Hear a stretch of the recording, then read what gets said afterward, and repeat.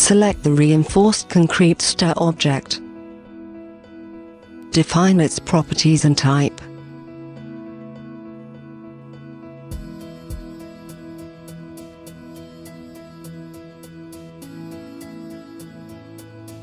Click to enable the object. Modify its alignment with the F5 and F6 function keys. Rotate the stair object with F7 and F8. Place it into position. And with the object grip, easily move or rotate it.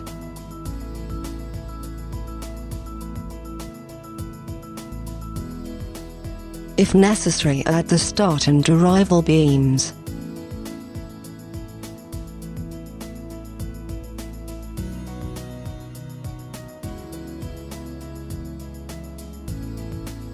Select the stair object and generate the structure.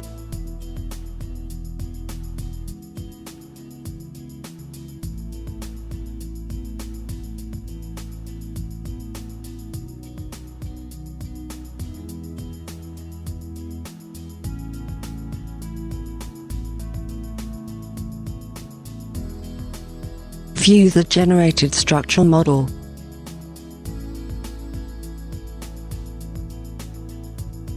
Reset the structural generation to make further changes.